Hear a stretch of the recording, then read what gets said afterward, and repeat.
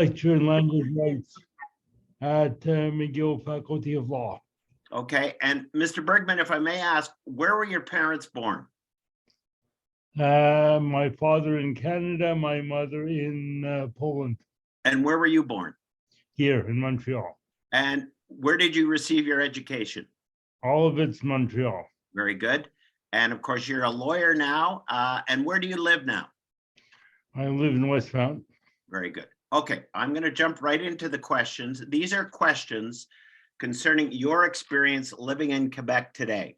The purpose of these questions is to create a snapshot in time of what it's like to be an English Quebecer living in the Quebec of today. And we are asking the same questions of everyone. These are going to be used for educational purposes. So the questions are crafted in such a fashion to be fair, not come down on any side, and be very unbiased. And I will not be commenting nor asking you follow-up questions because of the audience of these interviews. So without further ado, what would you say is the best thing about living in Quebec? That's a very interesting question because many people define their Quebec experience as somewhere between the best and the worst. For me, it's where I was born and brought up, and it's a social setting that I've grown used to.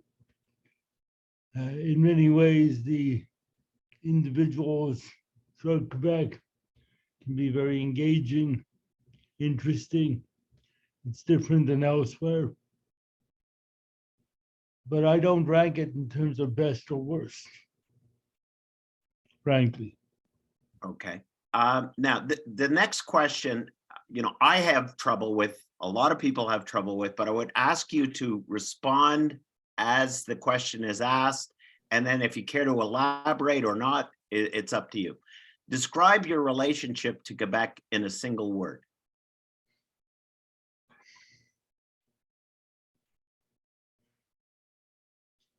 It's rare that I even hesitate. I would say engaged. Very good. Thank you. And where do you feel most at home in Quebec? For example, in communities based on language, culture, profession, or geographic location? I feel most at home in Montreal, without a doubt, generally. Now, the next question is two parts. And again, people have problems with the second part. So I'll explain it a little bit briefly. I talk in the second part of the question about the official definition in Quebec of Quebec. And what I mean by that, or what the question means by that is, it could be, it's your perception of what the official definition of Quebec. In other words, it could be the Canadian definition, the Quebec government definition, the media definition, what you perceive to be the official definition in Quebec. So having said that, I'm going to ask the two-part question. How would you define a Quebecer? And do you think the official definition in Quebec includes you? I'm going to blend those two questions together as follows. In my view, Quebec is the ancestral homeland of the descendants of the original French colonists of New France. Everyone else is welcome. Quebec is like a large village. Anybody can live, work, play in the village, but the heart and soul of the village are the descendants of the colonists of New France. Okay, very good. Now, has your sense of identity as a Quebecer, Quebecois, Quebecoise changed over the years? And if so, in what ways? I view myself as an unhyphenated Canadian. And Canada is not a melting pot, it's a very diverse, evolving society. So it's not about adding the label of the name of a province or particular group. I'm just a Canadian. Okay. And what are some of the most difficult things in your estimation about living in Quebec today? The fact that we live in a society that has not yet come to terms or satisfied itself about its present or its future. And that we live in a society that is obsessed fundamentally with identity and how others fit into that identity. There's no resolution for that problem that I can discern in sight.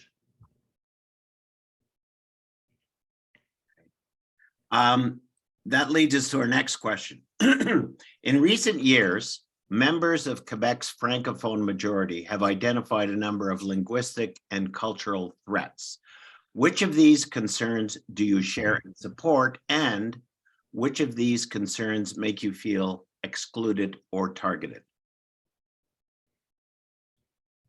Generally speaking, I find that what I understand of these perceived threats as being more in the realm of conventional wisdom and legend. I find this constant refrain of perceived threats as being inimical to the welfare of Quebec. When, or if and when, the age of these threats will be set aside, I cannot predict. Okay. And what would you say is the biggest problem facing Quebec today? And in your estimation, how do you think it could be resolved? The biggest problem is the sense by the majority that in some way their identity is threatened, whether that's based on language, culture, the other, the immigrant, the English, the religious, whatever. That's the biggest problem. We simply live in a place which, I repeat, has not come to terms with modernity of identity and culture and what that might mean. And again, there's no indication that this will be resolved anytime soon. Okay.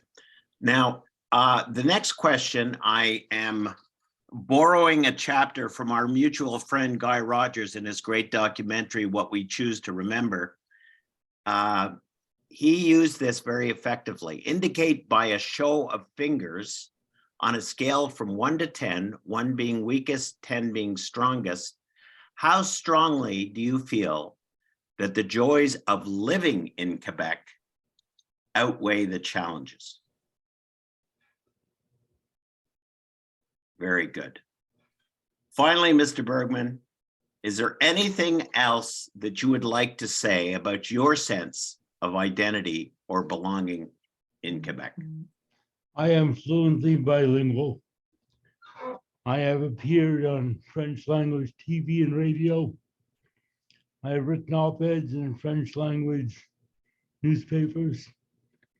I plead as a lawyer in court in French regularly, weekly, at the minimum. I have Francophone clients. I address them only in French.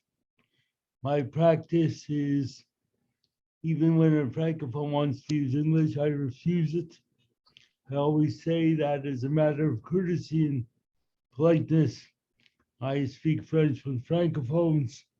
And if more people did, maybe we wouldn't need a charter of the French language, which I think is generally appreciated and even at times complimented.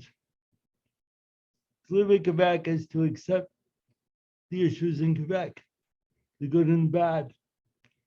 And if you're comfortable with that, the ongoing debate that waxes and wanes but never seems to dissipate, then you can make as good a life here as anywhere else.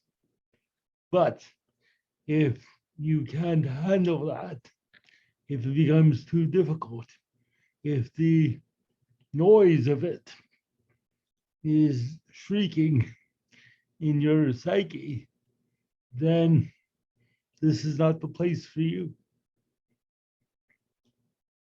Very good. Mr. Bergman, I'm going to stop the recording now, and I'm just going to